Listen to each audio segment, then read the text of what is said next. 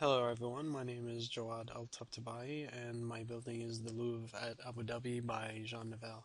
So if you remember from the previous project, I had this problem of the panels not being consistent in size over the dome. So I went back and revised the project so that it applies the pattern consistently on the dome.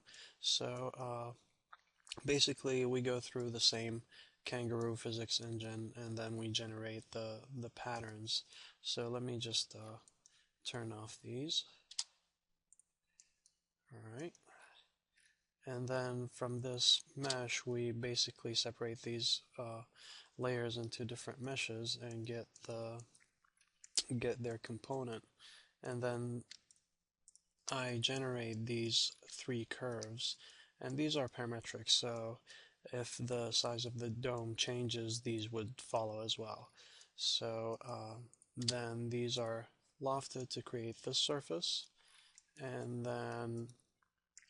uh, then the pattern is applied, and I use this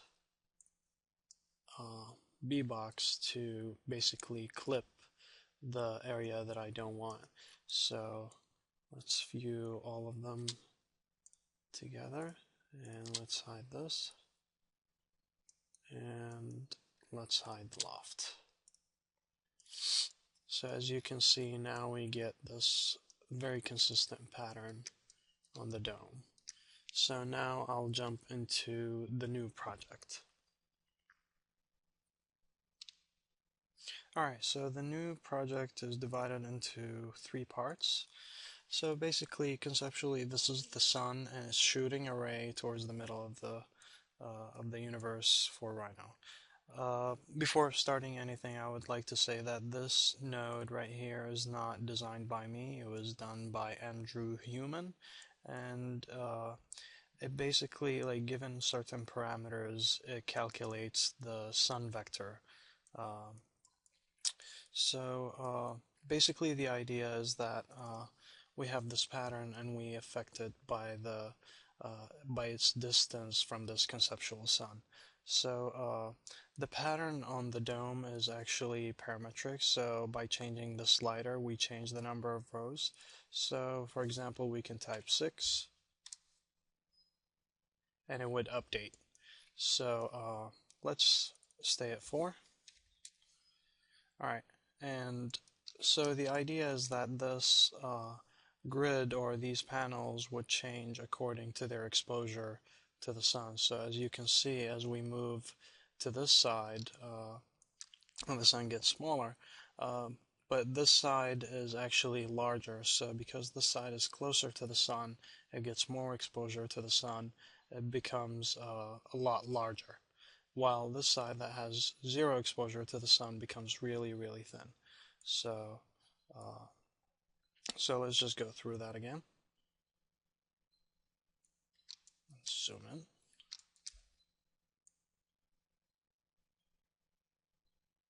All right. So then we hide the pattern and we apply it to the dome.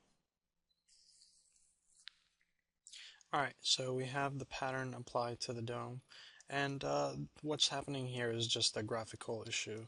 But if we bake the model, it will look exactly like we would expect it to.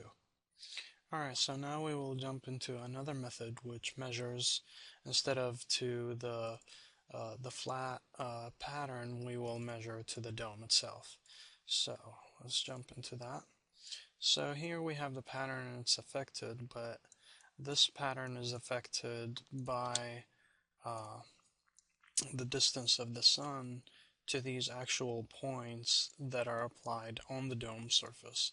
And each of these points correspond to a curve. For example, this one corresponds to this triangle here. So let's hide the pattern and let's hide these points and let's move this on so that it's somewhere in the middle. And let's apply the pattern to the dome. Alright, So here's the final pattern. As you can see, like if you will notice that these triangles here are much smaller than these triangles. So even though the effect doesn't seem that it's working, it's actually working, but the effect is not exaggerated, which is not a problem with the method, but it's more of a calculation issue. So with just adjusting a couple of parameters, we will probably be able to get these to be really, really thin, as opposed to these really thick ones. Uh, Next, we will jump into the third and last method. So with the last method, we are basically measuring the angle. So the same idea applies. So we have these points that are generated on some surface, and these points correspond to these curves. And then we shoot a vector from each one of these points. And then we calculate the angle between the sun vector and these vectors. So again, these can, let me just turn off the vectors and the points. So again, as the sun moves along, the model changes. Basically, all that calculation is then passed to this VB script, which has a simple if-else statement, and it just checks if the angle is larger than 180. It resets it so that we get basically all the angles being between 0 and 90, and 90 being the perpendicular, so it should have the thickest panels. However, in this model, it's not actually functioning as it should, so it needs some debugging. So with that, let's just generate the dome, and then we can generate the polysurface. All right. So if we zoom in, so I guess it's an adaptive dome that changes based on the sun direction. And also to note, we can create either a polysurface or a mesh, so we can turn off the polysurface and create a mesh. But you will be able to explore this model further as I will share it with everyone.